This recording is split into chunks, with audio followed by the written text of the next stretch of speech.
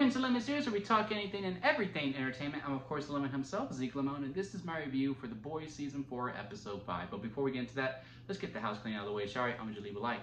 Comment below, let me know your thoughts on this week's episode of The Boys. And, of course, hit that subscribe button as it helps me grow into my YouTube career. I would greatly appreciate it. Now, with all that out of the way, let's get into the review. So, this episode is coming off of what I do believe is the greatest episode of The Boys ever that they've ever produced. Do they keep that momentum going? Is this better than it? To me, episode 4 is still the best episode overall, but this one is still a very solid addition to the season as well. Very much liked it. A lot of things moved forward. What I do appreciate about this episode, and it's something that I miss in television regularly, because with streaming now, and I guess HBO really changed the game with this, where there's not really an arc within an episode. It's a season-long arc. But that's why television is so great these days. Why we have a House of the Dragon. Why we have so many other great shows where it takes a whole season. It's not just, okay, on this week's adventure we do this. But I do miss those types of things.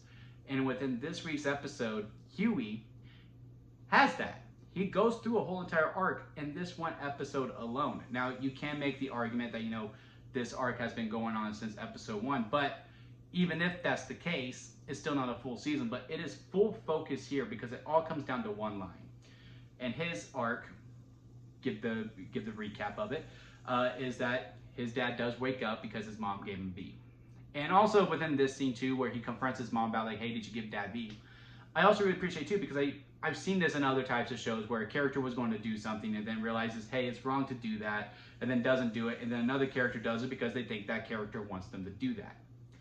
In other shows, within other scripts, with other writers who probably aren't as experienced, that character who no longer wanted to do that then yells or is mad at the other character for doing the thing that they were going to do. And not in this case. It was done very human, like, hey, did you give dad B? Yeah, I thought that's what you would want to do. It was!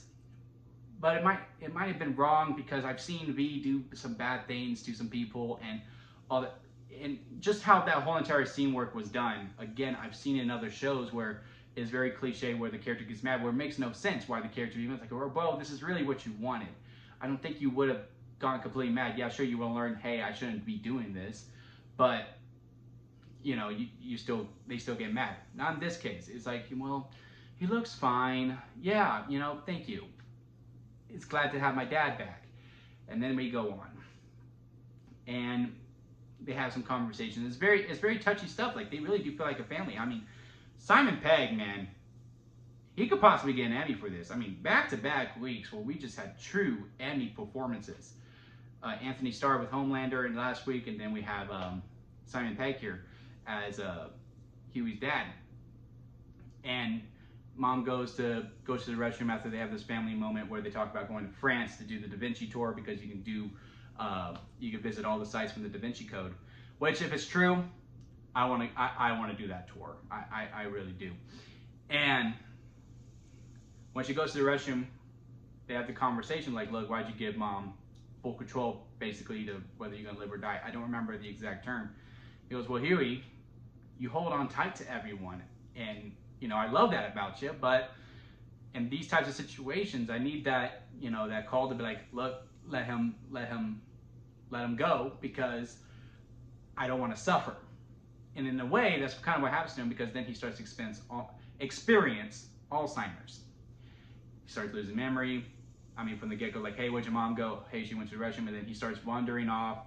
And again, this is The Boys at The Boys' best, where they take these over-exaggerated situations, but they're so human and real. This was just a guy who was going through Alzheimer's. Going into a random room, granted he kills someone, but people with Alzheimer's, they go into rooms that do not belong to them, and they cause situations. He's doing that, and in the boys-like way. It's just someone on Alzheimer's going to the full extreme. They have superpowers. He's going through walls, slicing people in half, not intentionally. It's just what he's doing. Sees the mom. He still has the memories from way back then, and that's how he feels.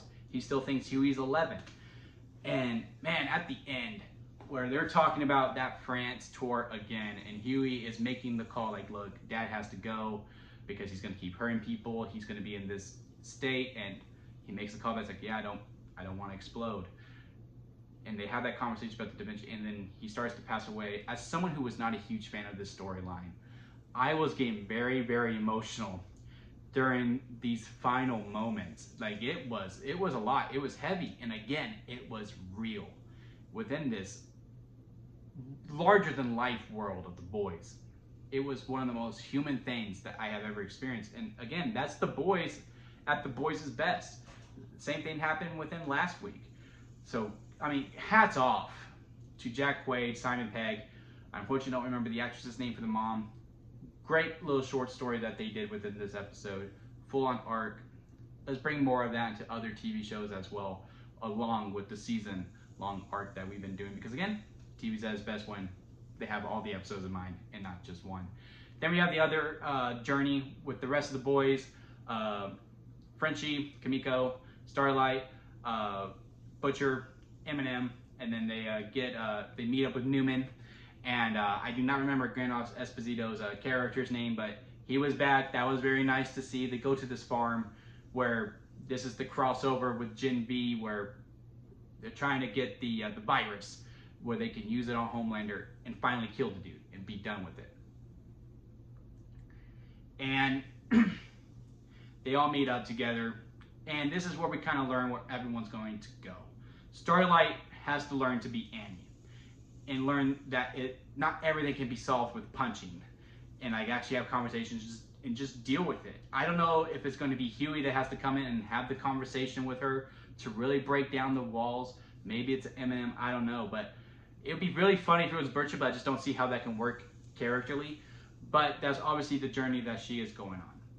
Frenchie, however, and it's one of my favorite debates when it comes to Christianity, where, you know, can you really be forgiven? You know, you go into a confessional, you say your sins, and then you're like, okay, 20 Hail Marys, and then we call it a day, and then all's good, you can still get to heaven. And he's like, well, some people deserve eternal damnation because he feels bad for what he's done, for committing murder and doing all of these different things, and to this guy who he was probably in love with, and he doesn't think he deserves forgiveness, to the point that even if he talks to Kimiko about it and she forgives him, he's terrified of that. And it's just such a fascinating thing. And, you know, at the end where he goes to jail, he turns himself in because, again, he just thinks he deserves to suffer. Where Frenchie's arc, because I do truly believe within Christianity that forgiveness is from within self. As long as you forgive yourself, you're good and you can get rid of this guilt. Now, I'm also with on Frenchie where, you know, there are just some sins that just cannot be forgiven no matter what. But not going to the extreme lengths that maybe Frenchie did. I don't know. See, I'm going through this arc as well, that you have to learn to forgive yourself in order to really seek paradise or heaven within life anyway, if you will. So for him to go through this journey is very fascinating to me. And again, I hope we do continue these types of conversations, whether it's with Kimiko or Starlight. I like their conversation that they had. Eminem still kind of seems like he is just hanging out, trying to figure out how to be a leader. He's starting to come more around with it too. Like, I like the conversation that he had with Kimiko, going, hey, is he okay? I don't know, he won't talk to me. Well, are you okay? And then of course he's not, but you know, he's letting it be. Taking full control when they're in the barn, and you know, he's telling Butcher, you're not heartless. I mean, don't get me wrong, you're a douche. I have to choose my words here because, you know, YouTube. You're an MFer. But you're not this. Let's do this plan. Sorry, the virus just ain't gonna work. All right.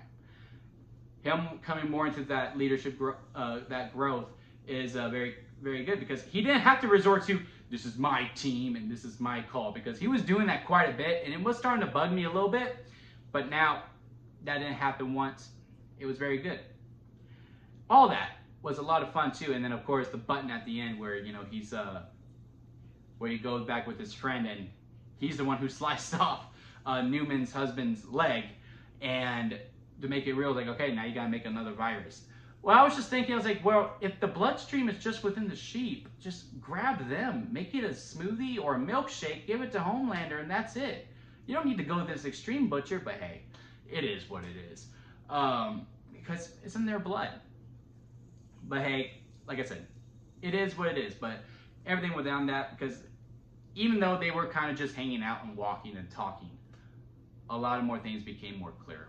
And to me, I think it also became very clear with how this series ends, or with at least how Butcher ends. I don't know if it's this season, maybe it's next season, because obviously Homelander has to lose. He has to go down. And I really don't think Butcher makes it out of the series alive. He could possibly get to season 5, but he could also bite it in season 4. So I could see him taking the virus himself and spraying his blood on Homelander, and then that's how the series ends. I just think it'll be poetic that like the only way that they can go down is with each other. I don't know, so that just really intrigues me. So that's now my calling for how this series ends, since we do only have one season left. It does end with that virus, but it ends with both of them taking it, because I do think Butch is now full-on soup, and I don't think he cares that if he has to go out with it, which, you know, will be a full-on arc that he's not selfish from season 1 anyway. Then there's the soup storyline, where it's basically Hall H at San Diego Comic-Con. And it was very fitting too, because yesterday, before this episode aired, that Marvel announced, hey, we're going back to Hall H, and that's exactly what this was. We got phases 7 through 19. I was like, Jesus Christ, doing all these different types of movies, Firecracker, The Lord's Soldier, something like that, all these different titles. All the trailers were super funny. But it was all the stuff behind the scenes that were interesting. The Deep, with that one guy who turned him in with the leaks or whatever. Sage, who clearly is making it known to A-Train that she knows it's him. She knows it's him. And he knows that she knows it's him. So he's going to Ashley, trying to recruit her to be on the same side. And Homelander, again, who's going about parenting the wrong way, because there needs to be some form of discipline. But I can understand why he got to where he was, where, you know, after having that confessional from that lady at his bunker, where it's like, look, we programmed you to do this so that you will feel like this. And then when Ryan is clearly not digging this pitch movie idea whatsoever, he's like, okay, what do you want to do? No, there's no rules. Whatever you want to do, we shall do. And it's starting to work in Homelander's favor, where he wants Ryan to become this beast. It would be pretty wild if Ryan turns out to be the main villain, because all the innocence would be gone, because it's easier to transport that to a child, because, you know, it carries on over. But seeing them like, yes, feel it, feel the evil. And then how it all comes back in the end, and that one guy who gets dominated by Ashley, but since she's no longer a true dom, he doesn't want to be with her anymore. It's like, you know what? Respect for knowing what you want sexually, man. I completely commend you on that. You go, look, I just need an actual dom. You're just playing dom. You're not Toretto, but you're just playing a dom. Dominant. Sorry, I'll just do it. Dominant. I need a real dominant. But we can still be friends. Like, you know, it was a very, you know, normal thing. It was like, look, respect. Not to Ashley, though. All right, A-Train, now that you got me into this mess, I'll clear your name. And here you go. Clearly, obviously it didn't work, because Sage is looking at A-Train, A-Train's looking at her. Like, it is truly like that one meme with someone that we shouldn't be mentioning anymore. But, you know, it was like a music show, and, you know, he's looking like this, and the other guy's looking at him like that. That's exactly what Sage and A-Train were. It's at headquarters. And then it was cool to see the V people as well. So, yeah, overall, very good episode. Very curious to see where it goes. I was a little rocky on this season going at first, because it was very on the notes with the political stuff, which doesn't bother me. It was just, you know, within the heart and the themes around it, where, you know, it was still like a fun show, where everything else was like, you know, supplementary. I feel like we're getting back to that now. But also, binging the first 3 episodes is a bit of a chore. But yeah, I'm enjoying the show now. Really looking forward to it. It's a lot of fun. What did y'all think about it? Comment below. Let me know what y'all thought of it. Hit that like. And of course, hit that subscribe button. It helps me grow into my YouTube career. And again, guys, don't forget to squeeze the day. Life is too short to not do anything about it. So squeeze it to your absolute full potential. And until next time, guys, I'll see you here. at London Studios.